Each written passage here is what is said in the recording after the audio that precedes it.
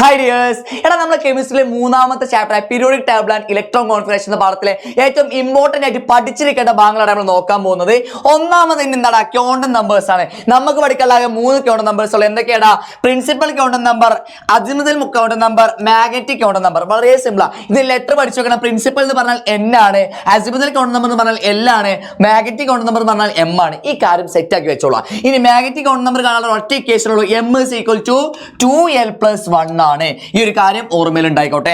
അങ്ങനെ മക്കളെ ഇതാടാ നമ്മളെ പ്രിൻസിപ്പൽ ക്വാണ്ടം നമ്പർ പഠിക്കുമ്പോൾ ഇതാ ഷെല്ലാണ്, ഇവിടെ എന്താണ്, ഇവിടെ സബ് ഷെല്ലാണ്. ഈ കാര്യം മറന്നു പോകരുത്, ഓർമ്മയിൽ ഉണ്ടായിക്കോട്ടെ. അങ്ങനെ അടുത്ത എന്താണ് സബ് ഷെൽ ഇലക്ട്രോൺ കോൺഫിഗറേഷൻ. ഇത് പഠിക്കും നമുക്കറിയാം.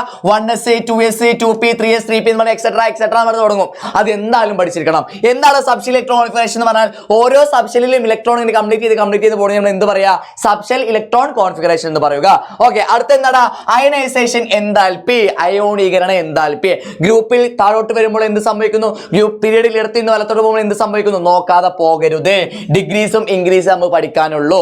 അത് കഴിഞ്ഞാൽ എന്താണ് various block in periodic table. Periodic ടേബിളിലെ ബ്ലോക്കുകൾ പഠിക്കണമെങ്കിൽ ആകെ 4 ബ്ലോക്കുകൾ. ഒന്ന് S block, P block, D block, F block. ഇത്രയും കാര്യമാണ് നമ്മൾ മൂന്നാമത്തെ ചാപ്റ്ററിൽ എന്തായാലും പഠിച്ചിരിക്കേണ്ട കാര്യങ്ങൾ. റെഡി ആണല്ലോ?